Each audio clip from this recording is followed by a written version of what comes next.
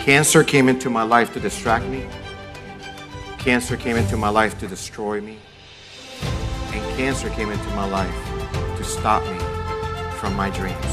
What in your life can you equate to that? What in your life defines that?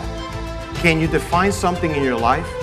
I want you to see him today. Please welcome David Octavio. David Octavio Gandell. David Gandell. David Octavio Gandell. David Gandell. David Octavio Gandell. David Octavio Gandell.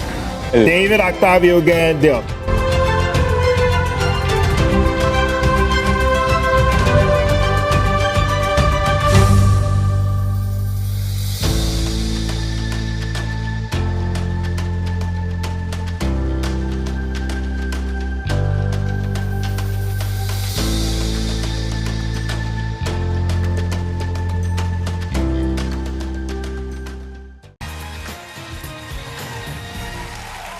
Hey, welcome back, folks. Listen, no matter how strong you are physically and mentally, there are times that your body can fail you. That's when you need to look within for strength and courage. Here's a picture of my next guest. I want you to see him today. Please welcome David Octavio Gandell.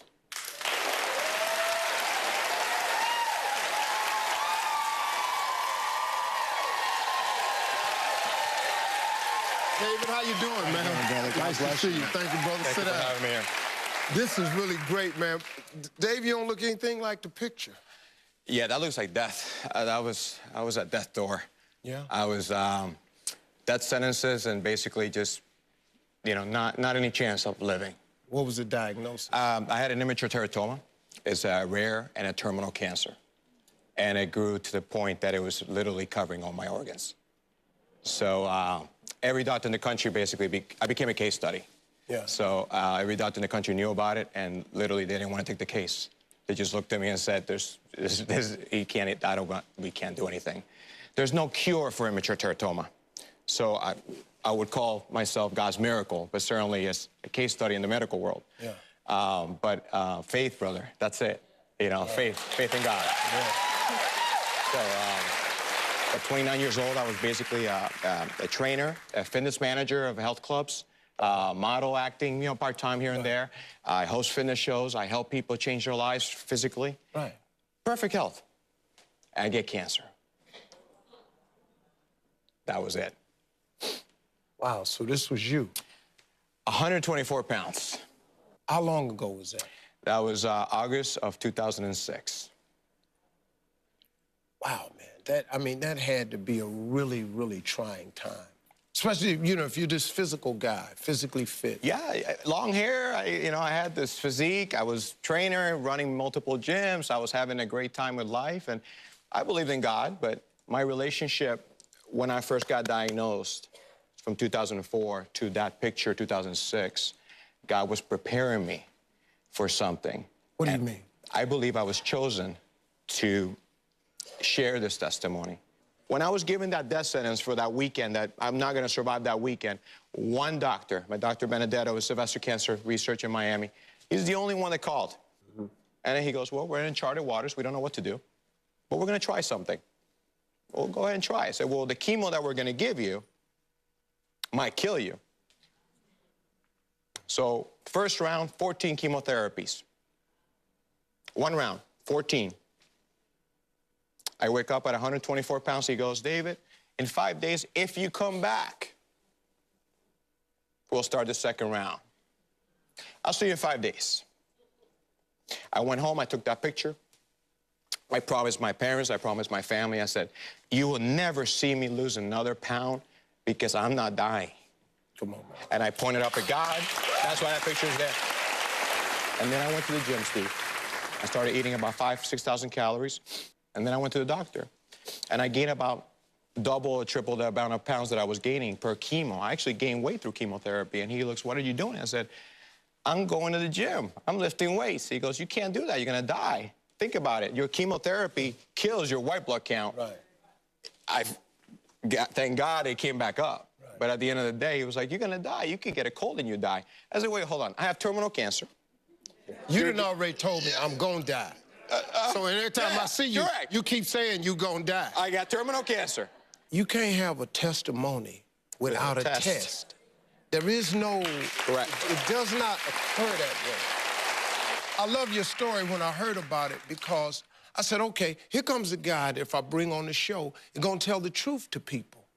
See, we're fortunate enough to have medicine and doctors. Yes, sir. But when a doctor and medicine get to the point and they tell you they've done all they can do, cool, no problem. Now, I'm going to go to the source. Yes, sir. Where anything is possible. Amen. Where all things are doable. Yes, sir. Where with the measure of faith, some things could happen for me. So, man, I'm happy for you. I hope that people who are watching this show who feel like it's over can find some strength in your story.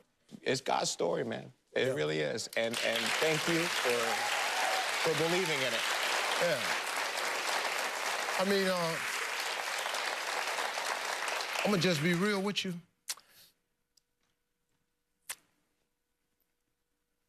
I don't really have a choice. Yes, sir. Because you dig, I only exist today because of grace, mercy, and favor. That's the only reason I exist today. I can't even explain my life. I can't explain this career I have. But when you allow him to put his super on top of your natural, some supernatural things can happen in your life, man. And that's all that happened to me. Thank you for sharing your story, man. God bless you very much. I want to thank David for that great story. We'll be right back, folks.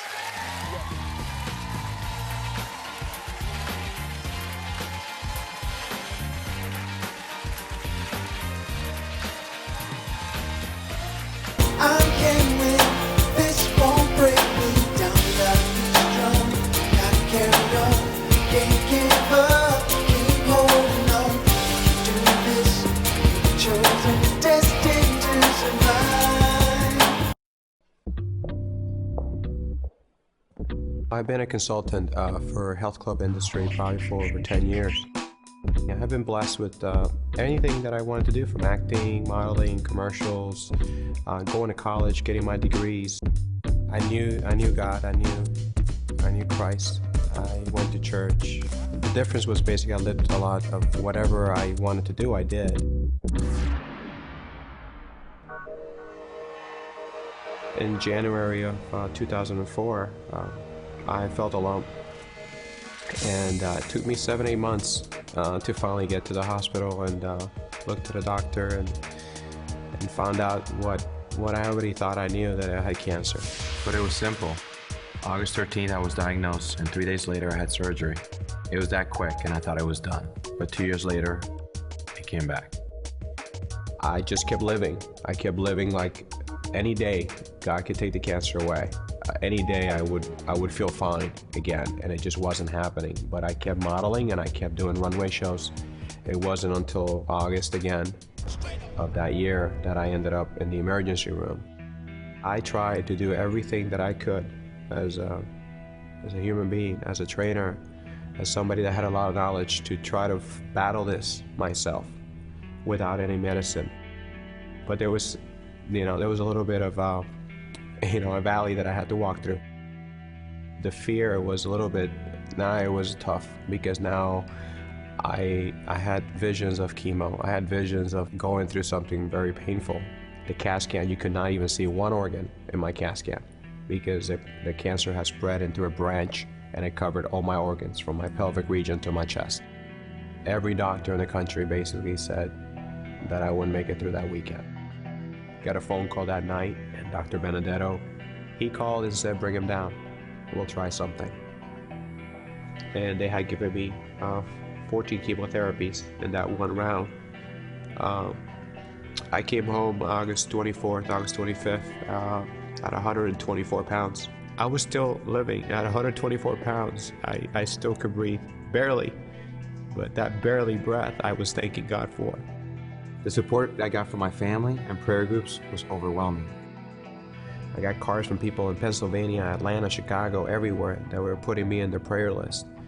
I just kept thanking them and just in amazement, like, keep praying because it's working. After my third round, I kept praying every single day and say, God, what can I do? I had to eat. My calorie intake went straight up to 4, 5, 6, 7,000 calories a day. And after that, after my third round, I said, I'm going to the gym. I gained like 7, 8 pounds, I think. The next time I came back to the hospital, and the doctor said, what are you doing? I said, I'm working out. I said, you can't work out. Your immune system's not strong enough. I said, don't worry. You'll do your part. I'll do mine. And God will take care of the rest. After 7 rounds of chemo, 5 months later, I had gained weight, got over 140 pounds. You could see my body change. My surgery was February 1st of 2007. I knew that the cancer was going to be taken out. The surgery was 12 hours. They removed the kidney, they removed part of my colon, they removed part of my intestines, they removed 3, 4 different masses that were tumors. And my doctor said, we could not find any sign or anything that dealt with cancer. Nothing. After all this, there was nothing left.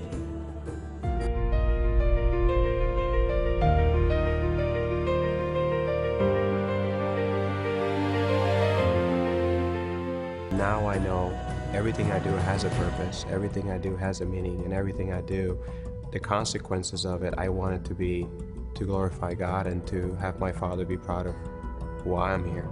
People that know me or people that don't know me, that got to know me, they always ask me, well, how did you do it? What happened? And I said, well, I believe in God, I believe in Christ that saves me and heals me and protects me and supports me and loves me over all things.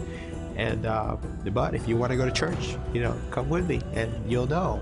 For God to use me to get someone to just accept Christ as their Savior, that to me is probably the best feeling I've ever felt in my life. I am here, and I'm alive, and I'm grateful, and I'm blessed.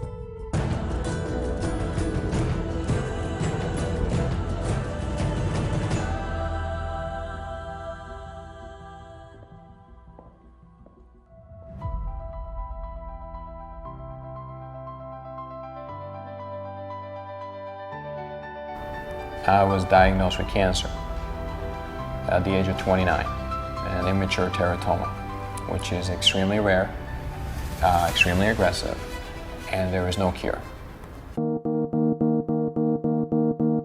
My attitude was that I was going to be fine. I don't know how, I have no idea, but I can tell you one thing, I don't see death, I saw dreams. And the faith that I had, it was confirmed through so many other people, fundraisers, shirts were printed, charity events, everything to keep me going. I did 14 chemos in the first round. 3 weeks later, I was 124 pounds.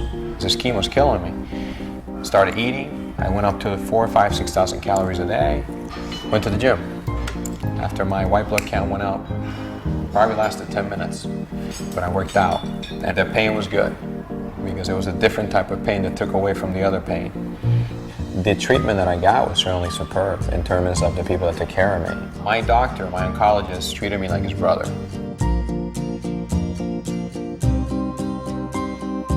There's nothing that I did that no one else can do. I don't believe that I'm any more special than anybody else. Cancer is not a death sentence. It's just another challenge. And there was a choice that I had to make that I wanted to live.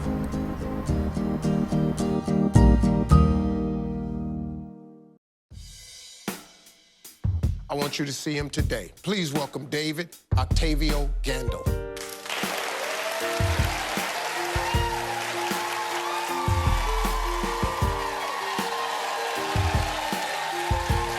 how you doing, man?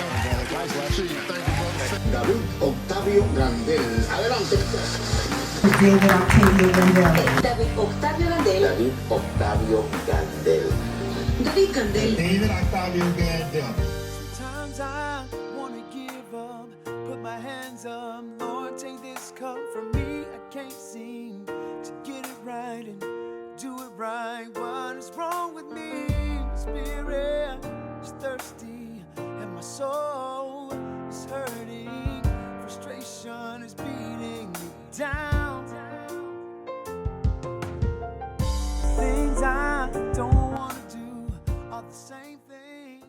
A day like today, I walked into Sylvester Cancer Research, and I got the news, July 11th, 2007, that I was cancer-free. So today is my anniversary of 12 years of fighting, sacrificing, a lot of suffering. I had what you call an immature teratoma. It was extremely rare. I was given 3 days to live. In August of 2006, I went through 98 chemotherapies, a 12-hour surgery, and in July 11th, I got the news that I was cancer-free. I've been praying for 10 years to launch Life Changers for Life. It's a nonprofit to aid and benefit children and their families battling cancer. I live in South Beach. I want Miami to be a source and to be a place that people know they can get assistance. I know there's a lot of great hospitals and great organizations, and I want to collaborate with them and do that. The last 12 years, I've met some people that are in this room that I would have never met if I would have died. So I want to thank them for being here. I also want to thank Elo, Manny, and Frank, you already met. They came to me and they said, we want to do this for you. I was not even planning to do an event this year. I finally have my 501c3, but I wasn't planning of it. They said, David, for your anniversary, Miami, Wynwood, this amazing place, and amazing people. So I have to thank them from the bottom of my heart. And I want to ask God to bless them and shower them with blessings for making my dream come true. Thank you, yes. I had the blessing of having a modeling career for over 10 years. I hosted fitness shows for the last 20 years. My promoter is here right now, Andres. I love you, brother. 10 years I've been hosting shows with him, fitness shows. He's given me a platform to share my story in the fitness avenue. I ran Gold's Gyms for many years. I was the manager and partner for Gold's Gym South Beach many years ago. And I walked away to fulfill my purpose, which is my promise to tell my story. A month ago, I did my first TED Talk, Surviving Your Cancer. And I want to share a little bit of that with you today. Surviving your cancer is not about a disease. It's about what's in your life that distracts you, destroys you, and takes away your dreams. I'm just like each and every one of you. But cancer was a blessing in my life. It gave me purpose. It gave me a meaning that my life had a huge purpose. And I've lived it for the last 12 years. I've shared my story on national television, articles, books that I'm writing now. But the message that I want to give to you guys is find hope, have faith, and live every day with purpose. And today, you're being part of my miracle. Be a miracle in someone's life today. You can make a change every single day, and today you're making a change in my life.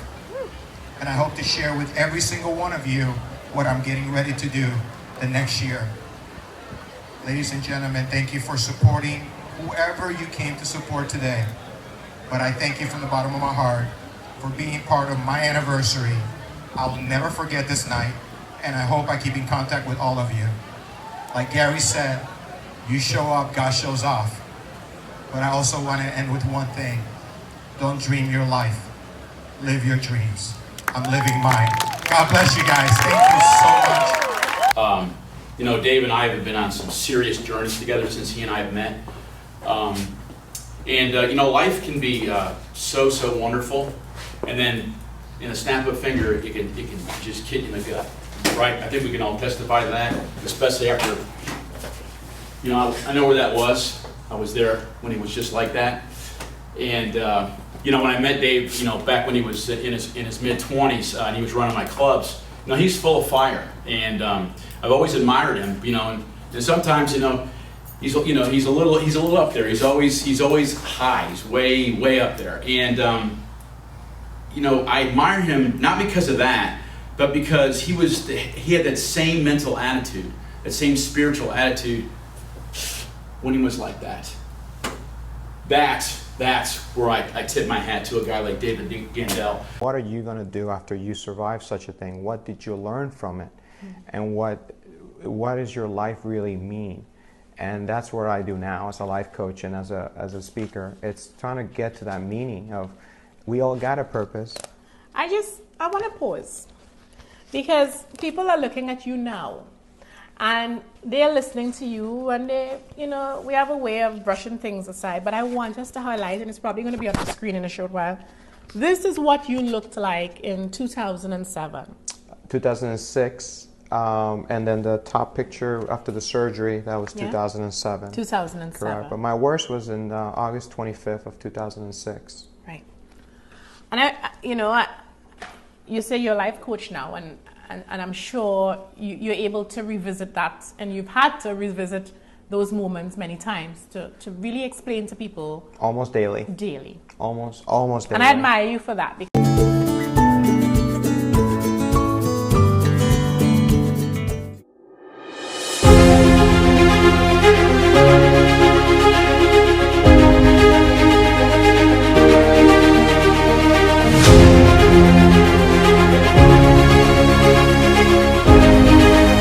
I want you to see him today. Please welcome David Octavio. David Octavio Gandell. David Gandell. David Octavio Gandell. David Gandell le da. David Octavio Gandell. David Octavio Gandell. David Octavio Gandell. Cancer came into my life to distract me. Cancer came into my life to destroy me. And cancer came into my life to stop me from my dreams. So I want you to think about those three things. Distraction, destroy, and for me not to ever dream again if my life was over. What in your life can you equate to that? What in your life defines that?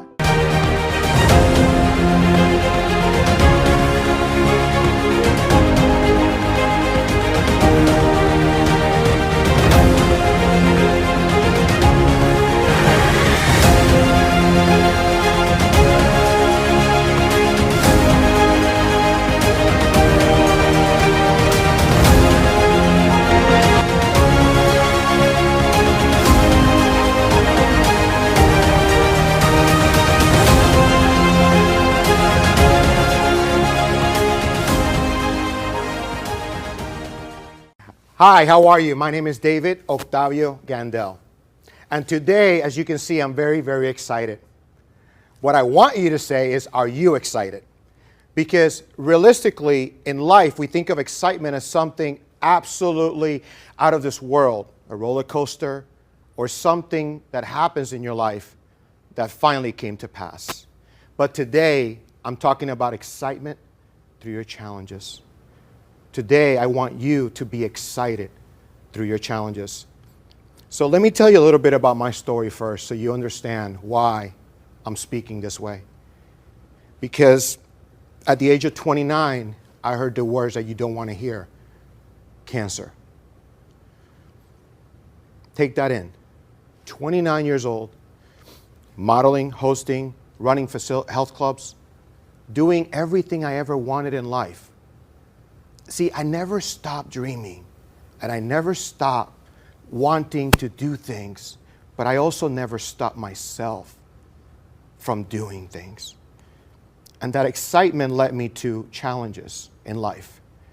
But it's not a challenge about work or a challenge about fitting in or a challenge about any of that. The biggest challenge of my life, what really revealed my purpose, my destiny, my meaning on this earth, was that word, cancer.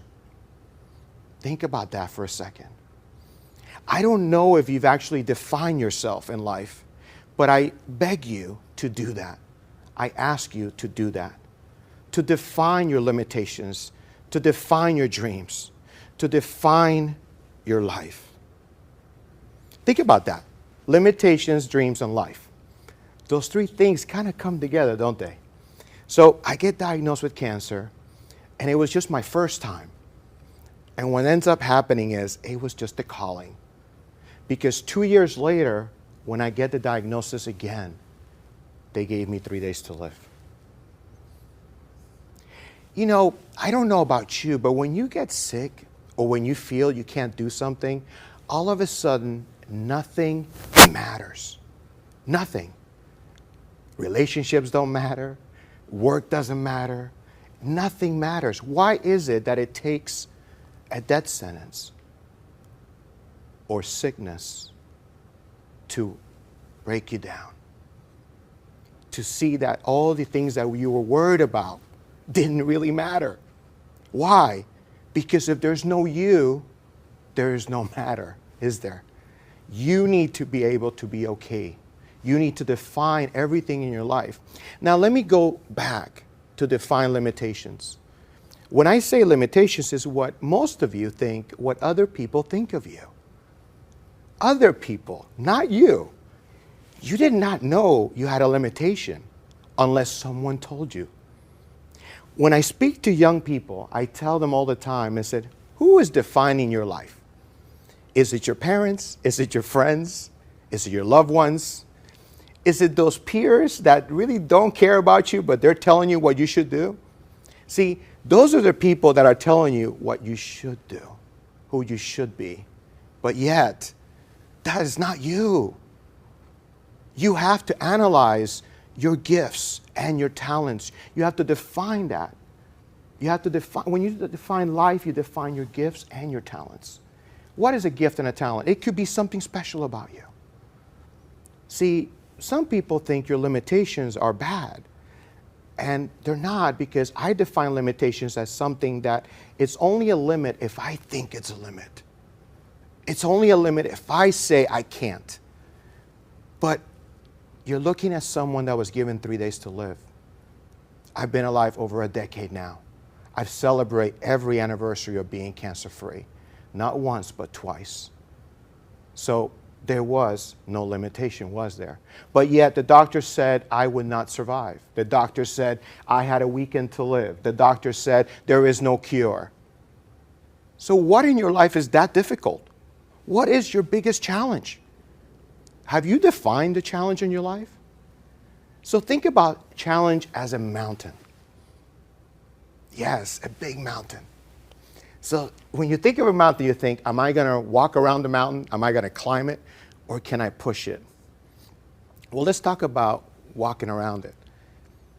It might take a long time. It might take 10 years to get there. But when you walk around it, you'll find out that you had the endurance to make it through the journey. Now, let's say you want to climb it and you don't think you're literally have anything to climb with. You don't have the tools. I can tell you, you have the tools to climb that mountain. But I will say this, before you get to the top, there is a process and there is a preparation. Why? Because in order to stand on top of that mountain, you're going to need to be prepared. So think of all those challenges that are going to come around the way, and that is just part of the process.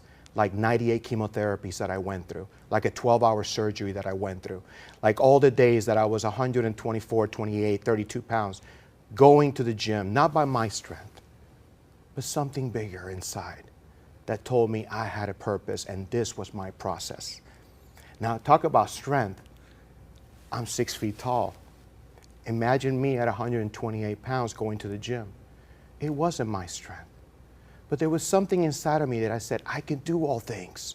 Nothing is stopping me. Because I knew there was something bigger inside of me to give to this world. And that led me to the gym to work out.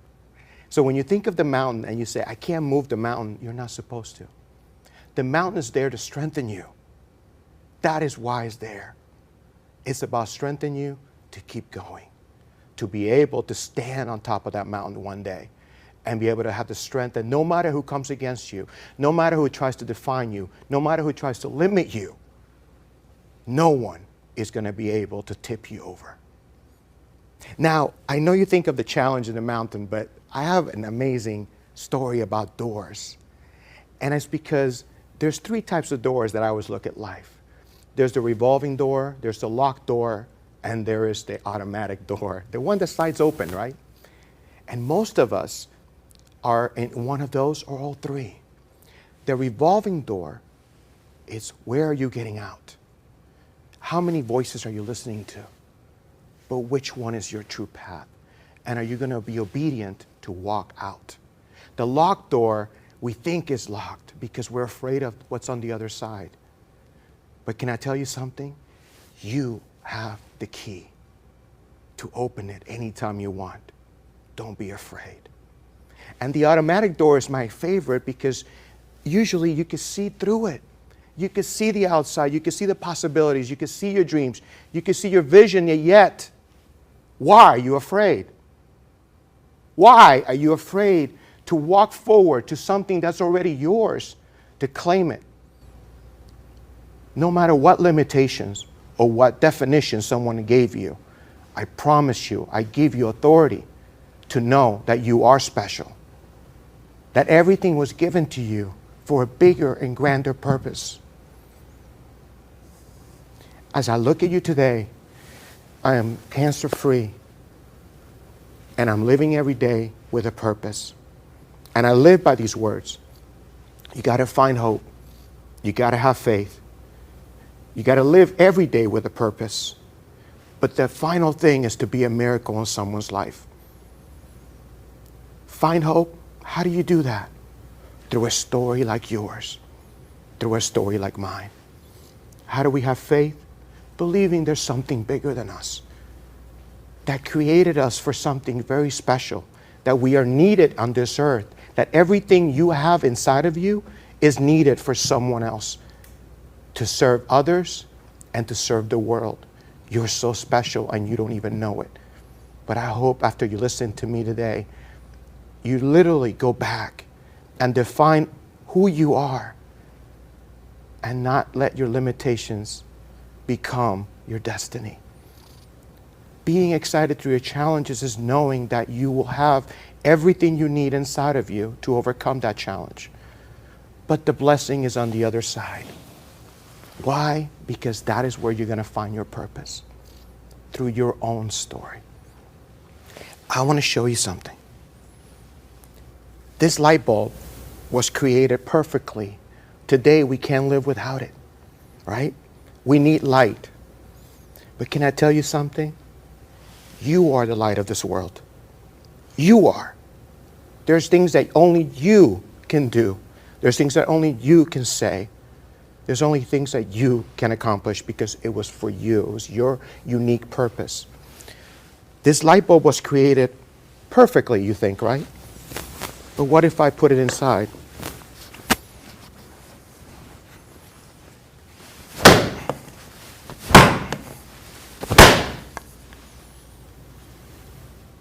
It's broken. Can I tell you something? It was broken before it was created.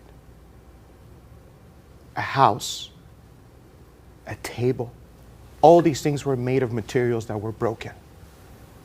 But it's not about being broken. It's understanding that there is a transformation that happens when you're broken. It's a transformation that gives you that endurance, that strength, and that commitment to knowing that you have a purpose on this earth. Today, I'm only sharing this with you because I want you to know that cancer did break me, but the transformation has been a miracle. What miracle are you going to share with the world today? To who are you going to be a miracle? Ladies and gentlemen, I hope you understand that today is about your challenges, but tomorrow is about your purpose. Again, find hope, have faith, live every day with purpose, and remember, be a miracle in someone's life today. My name is David Octavio Gandell. I am a 2-time cancer survivor, and this is the first of many Speaker Talks. God bless you.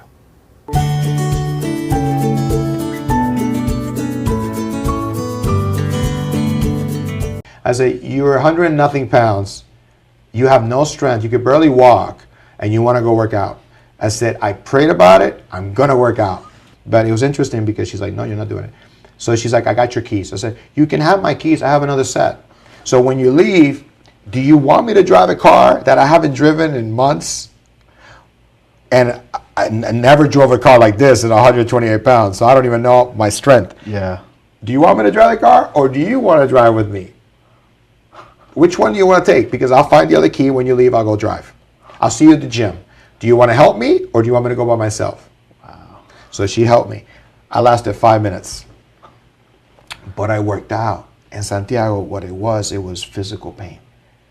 It was pain that I felt before. And it was pain that made me feel alive. So I always tell people, if you're feeling pain, that's not a bad thing. That means you're alive.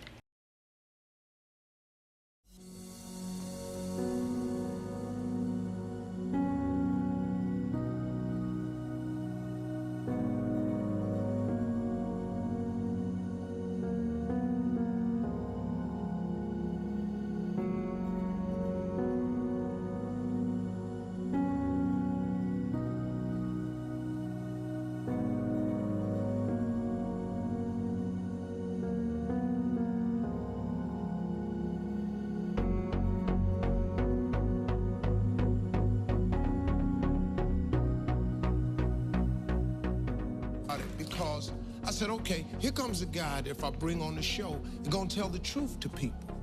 See, we're fortunate enough to have medicine and doctors. Yes, sir. But when a doctor and medicine get to the point and they tell you they've done all they can do, cool, no problem. Now, I'm gonna go to the source. Yes, sir. Where anything is possible, where all things are doable, where with the measure of faith, some things could happen for me. So man, I'm happy for you. I hope that people who are watching this show who feel like it's over can find some strength in your story. It's God's story.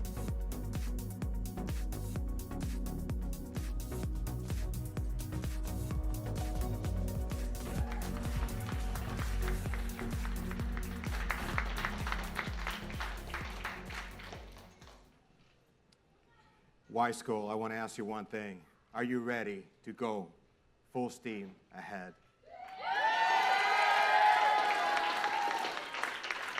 It's truly a pleasure to be here. The Y School is an amazing institution. And to take you guys home today, my hope is that when you leave today, you get ready to understand that even you can change the world. Even your life is that important. So my title is Surviving Your Cancer. Cancer is a word that I heard when I was 29 years old.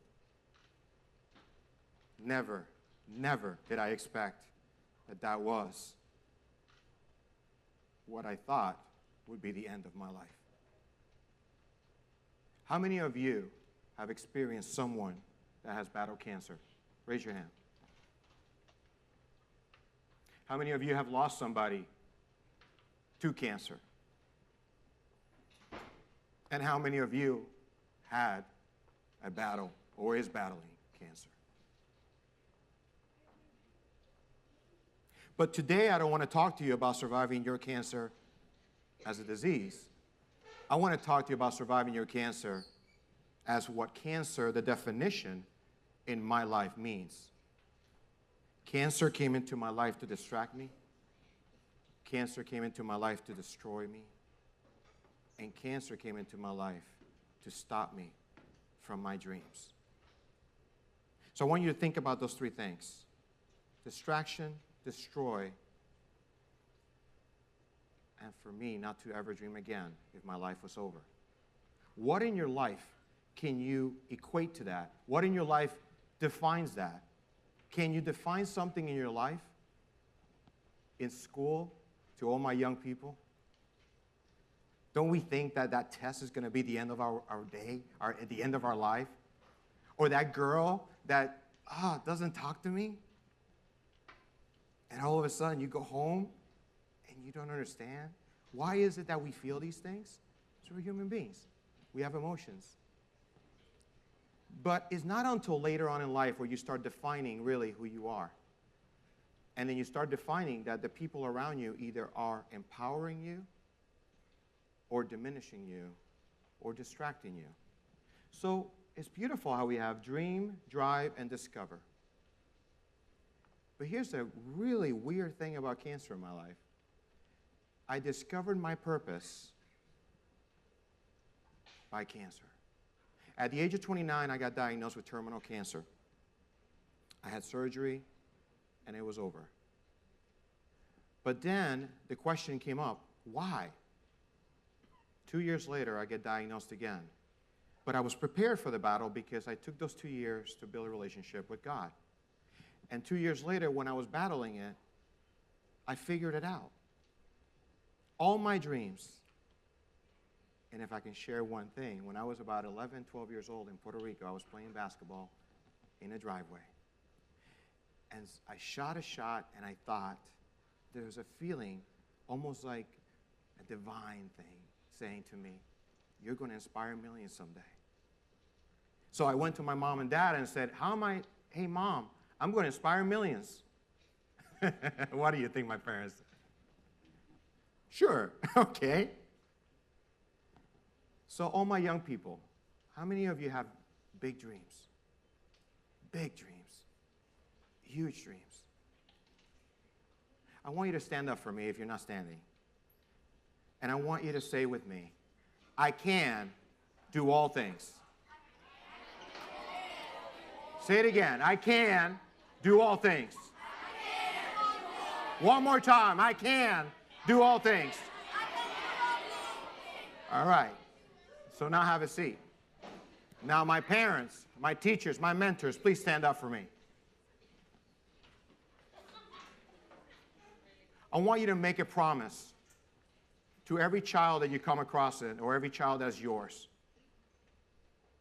Make a promise today that you will not be the person detouring that child from their dream. Make a promise not to me, but to yourself, that it's not your job to tell your child that they cannot dream.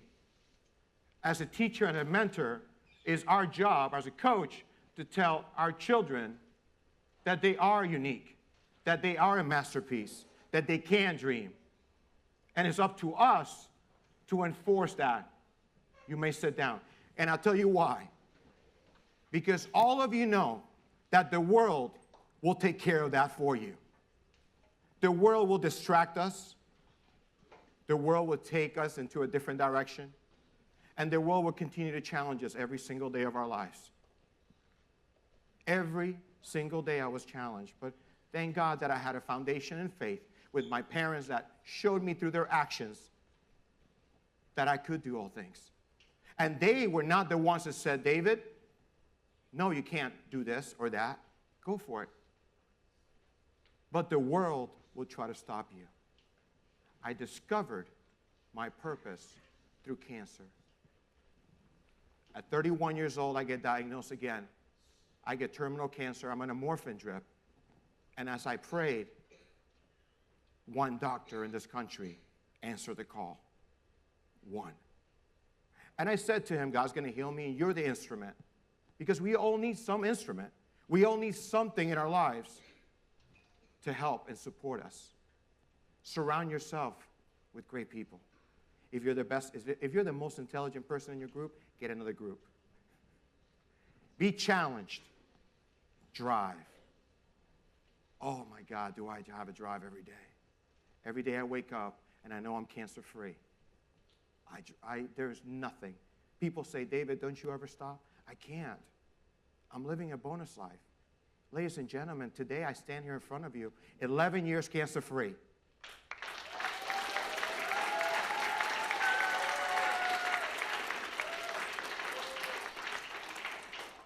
But my job's not over. See, because I had this little dream when I was 11, 12 years old. A little dream. And I didn't know how it was going to come to pass. But see, now, guess what? You guys are part of my dream. Because you guys are part of that millions and millions of people that get a chance to listen to my God story. So when you talk about going full steam ahead, what if you're going the wrong way? So what if you are going on that highway, but you're going on someone else's direction and not yours? What if somebody else distracted you And you get to live their dreams, but not yours. Learn what is your purpose. And for my young people, I want to say one thing so strongly. I want you guys to listen to my words. Don't let anybody tell you you can't. And don't let anybody tell you that your dream is impossible. Because here's the thing. You're very intelligent. I know you are. Your dream is yours. It's not theirs. So don't expect anybody to understand your dream. Understand that if it's your dream, it's for you to live it, not them.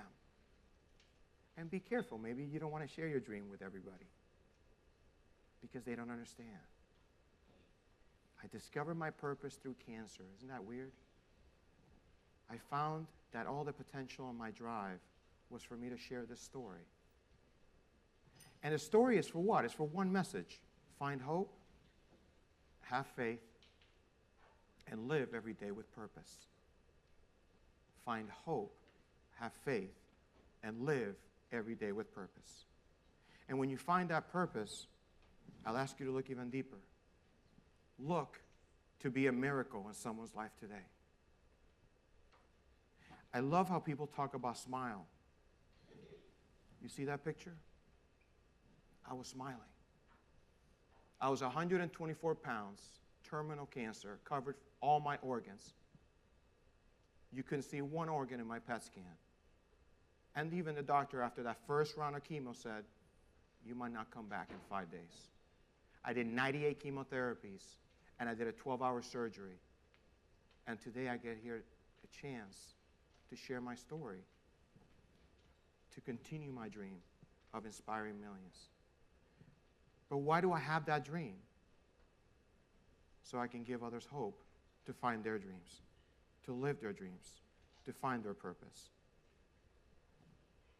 Today, we are at the Y School, and we're surrounded by some of the most amazing young people that are going to be changing the world. You've heard from some of the amazing students, and they are going to change the world because they have a support system. And I was very blessed to have a support system. Through my faith, I was able to believe that I could do all things. Today, you're listening to a lot of great people, but when you leave here, it's up to you to share. It's up to you to find someone that you connected with that maybe starts to help you starting to dream again. Don't lose your dreams. Don't let anybody distract you from that. I survived cancer. Guess what? The sentence was overruled. The cancer sentence was overruled. And I look forward to sharing my story globally. And to be on this stage, on the TEDx stage, it's just the beginning. Again, to my young people, you have a huge meaning for existing. Don't ever allow anyone to tell you that your life has no meaning. And don't ever let anyone tell you that your dreams won't come true. Look for someone to help. Look for someone that will support you. Tell somebody if you're not happy, because your life has a huge meaning. Ladies and gentlemen, my name is David Octavio Gandell. I am an inspirational life changer. I am a 2-time cancer survivor. And as I stand here, I want you guys to start to survive your cancer, to define it, and to move forward and know that whatever your challenge is, it can lead you to your purpose. And with that purpose, you can change lives. May God bless you. Thank you. Take care.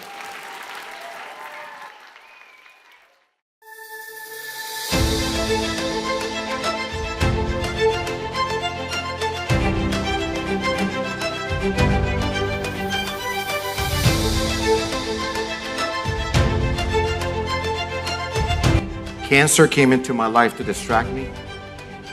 Cancer came into my life to destroy me. Cancer came into my life to stop me from my dreams. What in your life can you equate to that? What in your life defines that? Can you define something in your life? I want you to see him today. Please welcome David Octavio. David Octavio Gandell. David Gandell. David Octavio Gandell. David Gandell le da. David Octavio Gandell. David Octavio Gandell. David Octavio Gandell.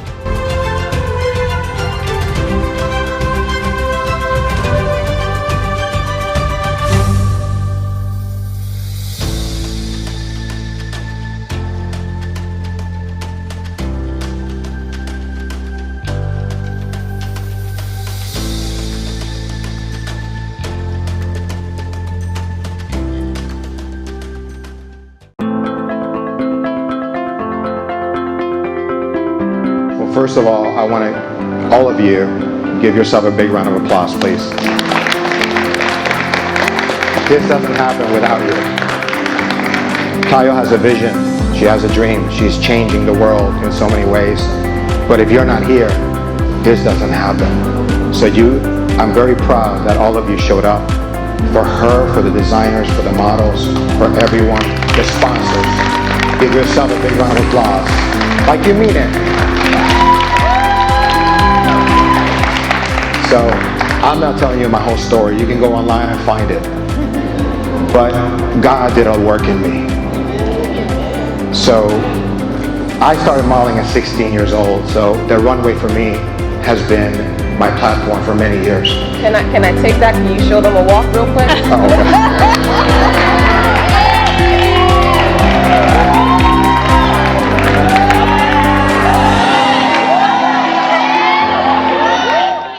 Professionals doing it tonight, so. But what's interesting about it is that when Tayo asked me to be part of this, I was honored. It was a privilege. As you can see, there's not that many men on the stage today, right? I find that a privilege. Cancer revealed my purpose.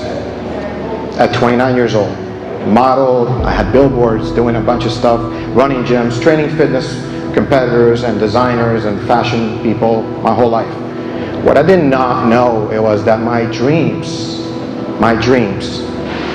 were attached to what became the worst thing in my life. So think about right now, just think for a second, what is the worst thing that happened to you in your life? Just for a second. Why haven't you shared it? What is the process it takes? A lot. After cancer, I felt like I went through my funeral because all my clients and all my friends had said to me, David, you got me through rape, you got me through abuse, you got me through dysmorphia, you got me through addiction, you got me through anorexia, you got me through bulimia. And for me, I felt like I was at my funeral listening to what I did in their life. And I started life coaching these women now. So anyone I trained, I had to life coach. Now fast forward, I'm 16 years cancer free, 17 in July.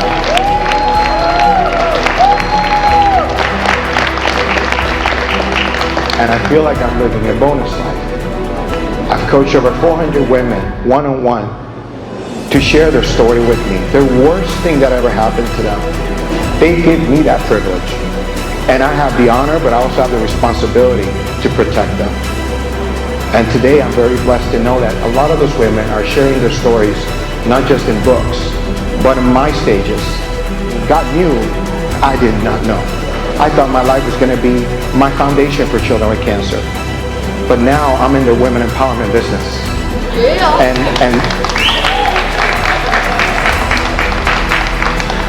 And what you ladies don't understand is that you don't know the power you have. You understand that we are here because of you. My mom gave birth to me. A mother gave birth to you.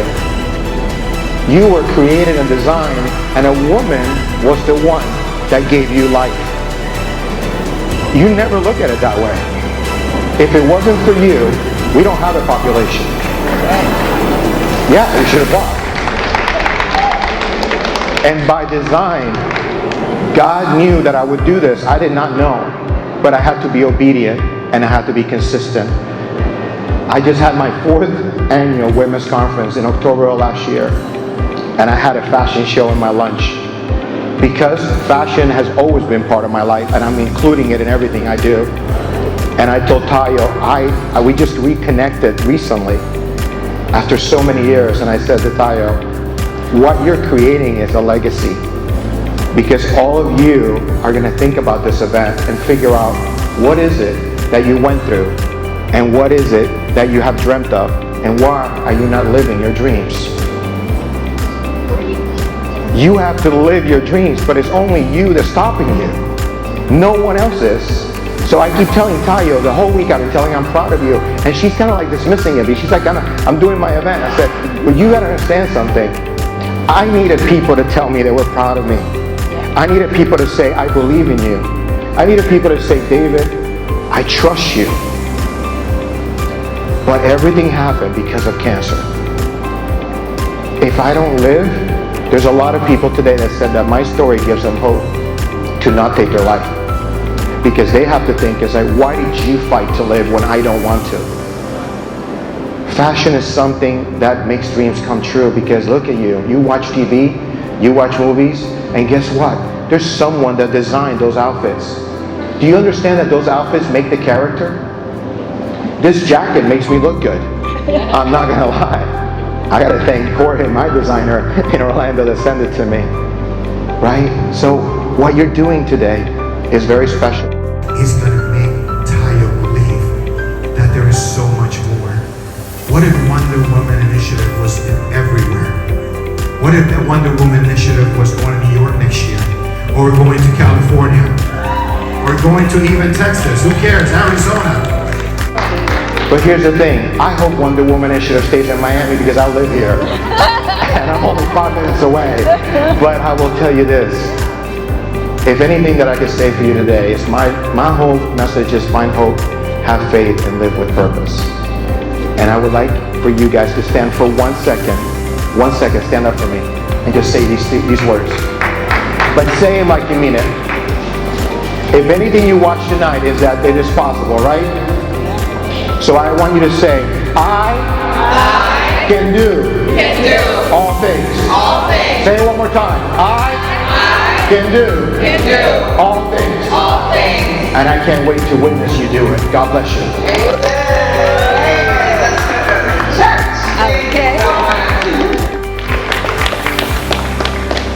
The big message for me is your story will reveal your purpose.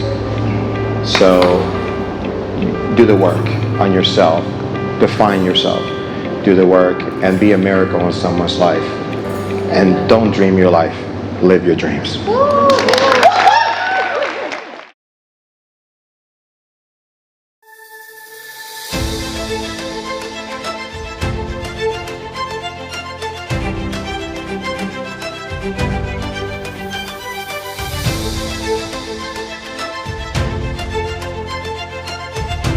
Cancer came into my life to distract me. Cancer came into my life to destroy me.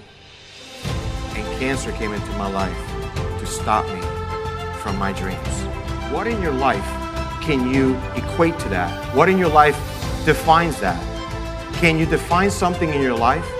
I want you to see him today. Please welcome David Octavio. David Octavio Gandell. David Gandell. David Octavio Gandell. David Gandell. David Octavio Gandell. David Octavio Gandell. David Octavio Gandell.